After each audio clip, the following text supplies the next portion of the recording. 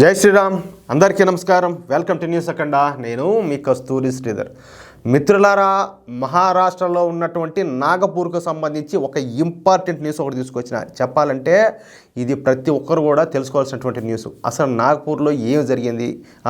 ఇప్పుడు చెప్పాను కదా, నాగపూర్లో అతిపెద్ద కుట్ర అని. ఆ కుట్ర ఏంటనేది ఈ న్యూస్ ద్వారా మీకు చెప్పే ప్రయత్నం చేస్తా. ఓకే, నాగపూర్ అనగానే మనకు గుర్తుకొచ్చేది రాష్ట్రీయ స్వయం సేవక్ సంఘ్, అంటే మన ఆర్ఎస్ఎస్ అన్నమాట.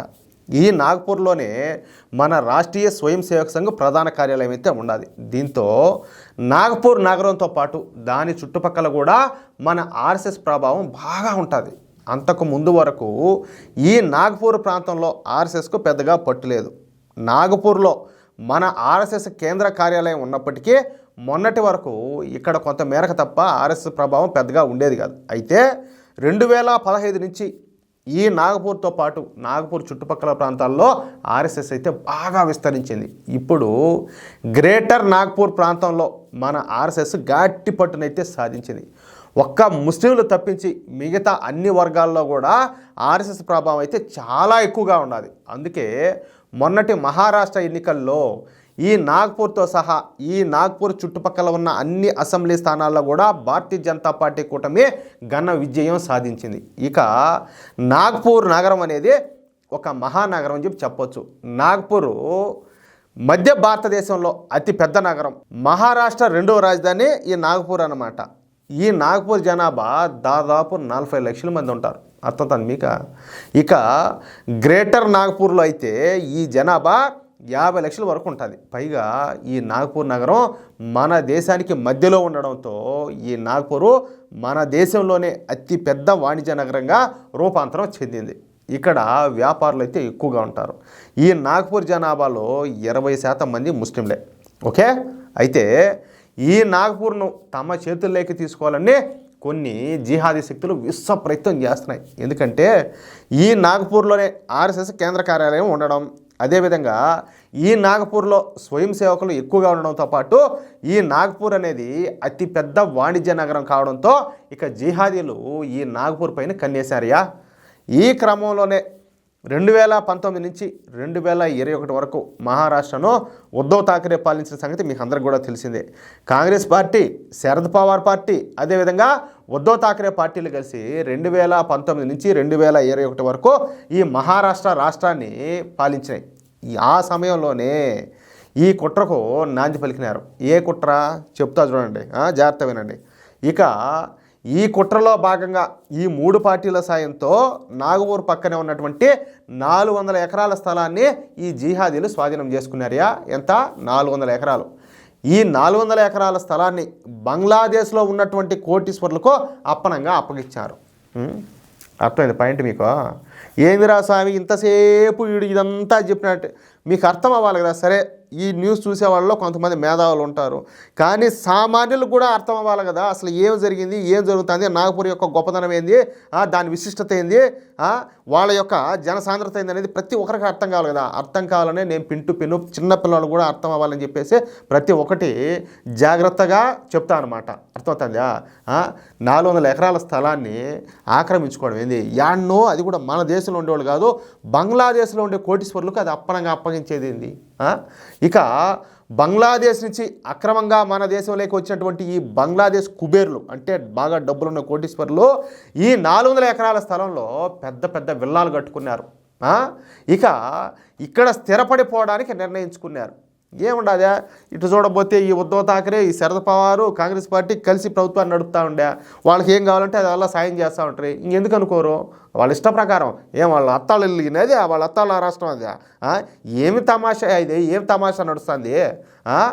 ఎందుకంటే నాగపూర్లో మళ్ళీ ఈ ల్యాండ్ జిహాద్ చేసి అక్కడ ముస్లింల జనాభాను పెంచి తద్వారా ఆర్ఎస్ఎస్ ప్రభావాన్ని తగ్గించి వాణిజ్య నగరం అయినటువంటి నాగపూర్ను స్వాధీనం చేసుకోవాలనేది వీళ్ళందరి యొక్క కుట్ర. అయితే మొదట ఇక్కడ నిర్మాణాలను చూసి ఎవరో వ్యాపారులు ఇక్కడ విల్లాలు నిర్మిస్తారని చెప్పేసి అందరూ అనుకున్నారు. అంటే ఎవరో బాగా డబ్బులు ఉండేవాళ్ళు ఉన్నట్టున్నారు, ఏదో వెంచర్ ఏదో బండినట్టుండది, ఎవరో రియల్ ఎస్టేట్ వాళ్ళంతా కలిసి పెద్ద పెద్ద అంతా విల్లాలంతా కట్టించారని చెప్పి ముందు అందరూ అనుకున్నారు. తీరా చూస్తే వాళ్ళందరూ కూడా బంగ్లాదేశ్కు చెందినటువంటి ఈ కోటీశ్వర్లు అనమాట. బంగ్లాదేశ్ నుంచి అక్రమంగా భారత్కు వచ్చి ఇక్కడ పెద్ద పెద్ద ప్యాలెస్లు నిర్మించుకుంటున్నారని చెప్పేసి అందరికి కూడా అర్థమైపోయింది. ఇంకా వినండి, ఈ విషయం ఇప్పుడు వెలుగులోకి వచ్చింది కదా, అంతే ఇక నాగపూర్లో ఉన్నటువంటి హిందువులందరూ కూడా ఉద్యమానికి సిద్ధమైనారు. అసలు బంగ్లాదేశ్ నుంచి అక్రమంగా ఇక్కడికి రావడమే కాకుండా, అంటే ఎక్కడికి, నాగపూర్కి ప్రభుత్వ భూములలో అక్రమంగా ప్యాలెస్లు నిర్మించుకోవడం ఏందని చెప్పేసి మన హిందువులు ఇప్పుడు పెద్ద ఎత్తున నిరసన కార్యక్రమాలు చేయడానికి రెడీ అయిపోయినారు. అయితే ఈ విషయం తెలుసుకున్నటువంటి మన బీజేపీ ప్రభుత్వం, అంటే ఇప్పుడు భారతీయ జనతా పార్టీ ప్రభుత్వం ఏర్పడింది కదా, దేవేంద్ర ఫడ్నవీస్ గారు ఇప్పుడు ముఖ్యమంత్రిగా ఉన్నారు. ఇక వెంటనే ఈ విషయాన్ని నిగ్గు తేల్చడానికి ప్రత్యేకంగా ఒక ఇన్వెస్టిగేషన్ టీంని అయితే ఏర్పాటు చేశారు. ఈ టీము నెల రోజులలో ఇందుకు సంబంధించినటువంటి అన్ని విషయాలను కూడా తెలియజేయాలని చెప్పేసి మహారాష్ట్ర ప్రభుత్వం అయితే అధికారులను ఆదేశించినారు. ఇక ఈ భూములు ఎలాగూ ప్రభుత్వ భూములే కావడంతో ఈ ప్రభుత్వ భూముల్లో నిర్మించినటువంటి ఈ ప్యాలెస్లలో ఒక యూనివర్సిటీని ఏర్పాటు చేయాలని చెప్పేసి మహారాష్ట్ర బీజేపీ ప్రభుత్వం భావిస్తుంది. అదియా కొట్టారు మెడితో దెబ్బ, మూతి పనులు రాలిపేటగా. వీళ్ళేమో గొప్పగా ప్యాలెస్లు విల్లాలన్నీ కట్టుకున్నారు కదా, మొత్తం అంతా సర్వే చేయండి, ఇది ప్రభుత్వ భూమి, ఎవరెవరైతే వచ్చారో వాళ్ళు ఏంది, వాళ్ళ కథ ఏంది, వాళ్ళ కహాని ఏందని చెప్పి అంతా లిస్టు తయారు చేయండి.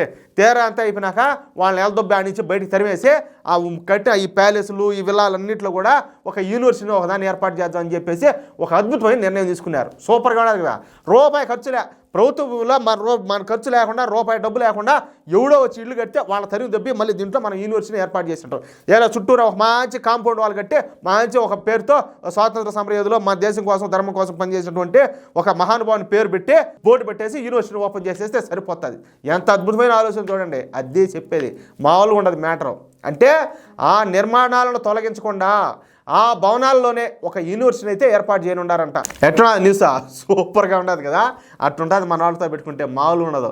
అదే ఓల్డ్గానే ఉన్నట్టేనా ఈ కాంగ్రెస్ పార్టీ వాళ్ళు కానీ వాళ్ళ తోక పార్టీలు కానీ వాళ్ళకు హారతి గై కొనవే అని చెప్పేసి వాళ్ళకి ఇంట్లో అయిపోయేదానికి కూడా ఏది పూజలకు పునస్కారాలకు ఇంకా చెడ్డ మంచి వ్యాపారాలకు ఈ వాళ్ళకి అంటే నేను ఊరికే మాట సామెత చెప్తాను, ఓళ్ళు ఎందుకు చేస్తారు పూజలు పురస్కారాలు అంటే వాళ్ళకి ఏం కావాలో నేను కూడా సర్వం చేసి పెడతారు వీళ్ళు.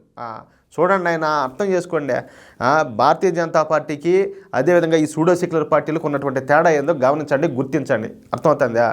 నేను ఒరే స్వామి ఈడేందు చాలామంది అంటున్నారులే, నేనే కాదన్నోలే, ఈడంతా మోడీ వార్తలు బీజేపీ వార్తలు ఇటాటి వార్తలే చెప్తాడు, ఈడు బీజేపీ వాడేమో కానీ అంటారు.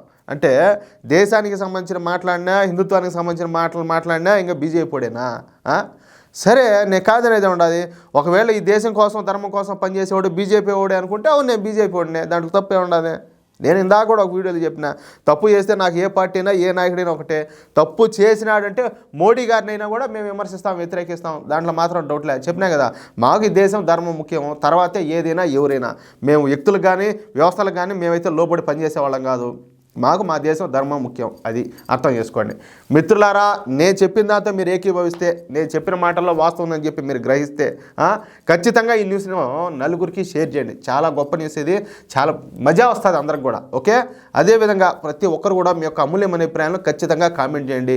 ఇంతవరకు మన ఛానల్ సబ్స్క్రైబ్ చేసుకోకపోతే ఇటువంటి మరెన్నో ఇంట్రెస్టింగ్ న్యూస్ను ఎప్పటికప్పుడు పొందడం కోసం తప్పనిసరిగా మన ఛానల్ సబ్స్క్రైబ్ చేసుకోండి ప్లీజ్. జై శ్రీరామ్.